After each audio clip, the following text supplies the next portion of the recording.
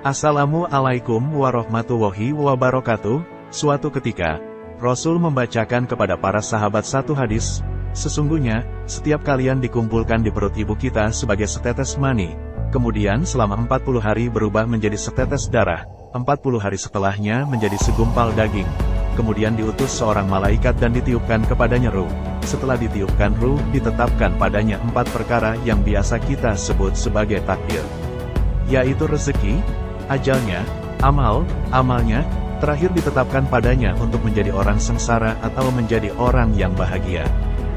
Demi Allah, tidak ada sesembahan selain Allah, sesungguhnya di antara kalian ada yang melakukan amalan ahli surga sehingga jarak antara dia dan surga tinggal 1 hasta, kemudian dia melakukan perbuatan ahli neraka lalu dia mati dalam keadaan su'ul khotimah. Sebaliknya di antara kalian ada yang terus melakukan amalan ahli neraka sampai jarak antara dia dan neraka tinggal 1 hasta. Kemudian Allah mentakdirkannya melakukan perbuatan ahli surga sehingga ia mati sebagai orang yang husnul khotimah.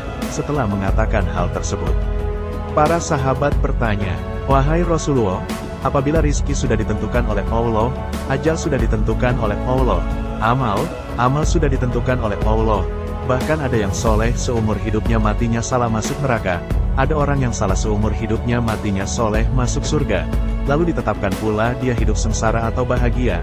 Jadi untuk apa kita beribadah jika semuanya sudah ditentukan oleh Allah?" Kemudian Rasulullah tersenyum dan membacakan ayat yang terakhir surah Al-Lail yang artinya, ada orang yang beriman dan mau bertakwa pada Allah, maka dia juga berharap dan percaya pada pahala dan balasan Allah yang terbaik, maka ia dimudahkan oleh Allah menuju jalan yang baik, surga. Ada pula orang-orang yang mereka tidak percaya dengan Allah, tidak beribadah serta bakil di dalam hidupnya dan tidak percaya pada balasan Allah, maka dimudahkan baginya jalan menuju keburukan, neraka. Oleh karenanya, maka beramallah sahabat-sahabatku sekalian, karena kalian akan dikumpulkan berdasarkan amal-amal kalian.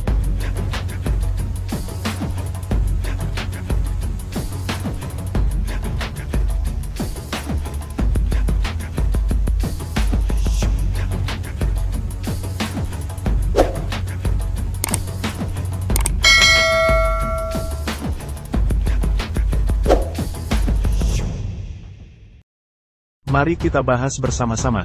Saat itu Rasulullah sedang duduk bersama para sahabat, kemudian bermaksud memberikan pembelajaran pada para sahabat tentang takdir, dan tentang Allah itu Maha Tahu, dengan cara membacakan hadis yang berbunyi, ketika kalian di dalam rahim ibu kalian dan ditiupkan roh. Allah sudah menentukan semua, Allah sudah tahu semuanya, karena tidak ada yang tersembunyi di hadapan Allah. Karena Allah adalah Khalik atau pencipta, tidak seperti manusia yang serba tidak tahu. Allah sudah menentukan segala-galanya, dia ditentukan rizkinya, dia ditentukan ajalnya, dia ditentukan amal-amalnya, dan dia mati sengsara atau mati bahagia, hidup sengsara atau hidup bahagia. Maka sahabat bertanya, ya Rasul, kenapa kita beramal? Disinilah para sahabat timbul salah paham di mana Rasul sedang menjelaskan bab tawakal. Namun para sahabat malah bertanya bab ikhtiar. Oleh karenanya Rasulullah senyum dan membacakan akhir surah Al-Lail untuk menjawab pertanyaan sahabat tersebut bahwa memang Allah Maha Tahu, Allah Maha Bisa, Allah Maha Menentukan. Tapi itu Allah, bukan kita. Manusia tidak tahu, manusia tidak dapat membaca masa depan. Oleh karenanya manusia haruslah mengikhtiarkan yang terbaik. Seperti halnya orang yang beriman dan mau bertakwa pada Allah, maka dia juga berharap dan percaya pada pahala dan balasan Allah yang terbaik meskipun sulit.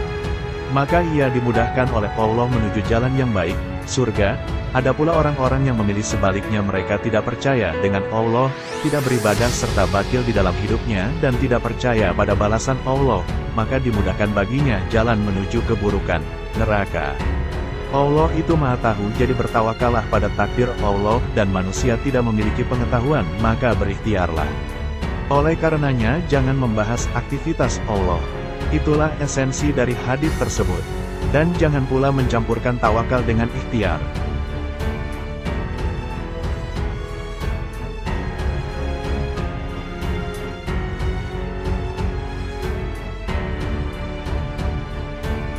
Contoh ketika perang Badar, Rasulullah Shallallahu Alaihi Wasallam menggunakan baju zirah 2 lapis, merencanakan taktik yang matang dan terencana, dan beliau pun berdoa kepada Allah, "Ya Rob, selamatkan kami ya Rob."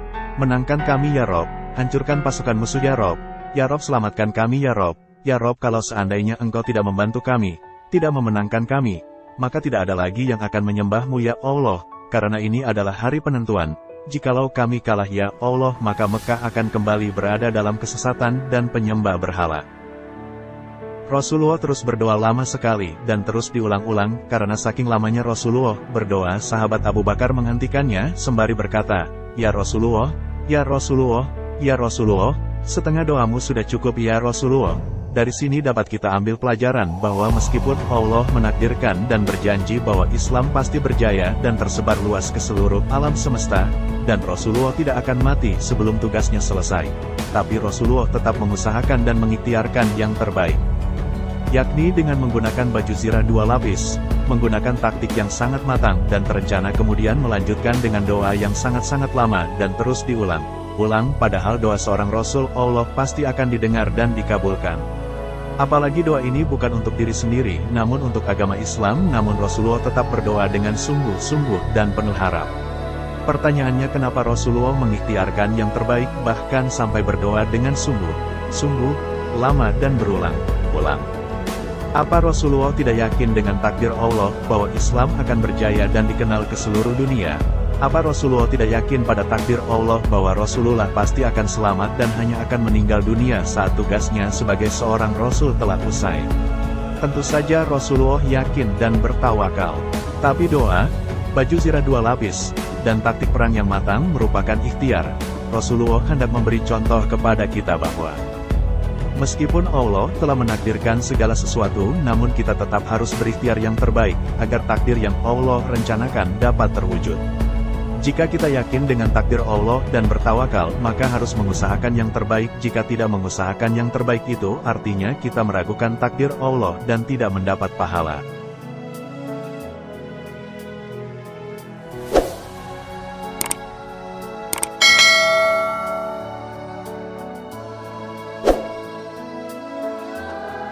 Contoh lainnya dalam berjihad, seorang muslim haruslah merencanakan semuanya dengan matang. Tidak hanya meyakini bahwa kita akan dimenangkan oleh Allah. Usaha inilah yang menjadi pahala dan jadi sebab jika ia meninggal akan menjadi syuhada dan dijamin masuk surga. Berbeda jika hanya berjihad tanpa persiapan apa-apa dan segalanya hanya menggantungkan pada prasangka bahwa Allah pasti akan memenangkan jihad tersebut, maka apabila dia meninggal itu bukanlah mati syahid tapi hanya bunuh diri.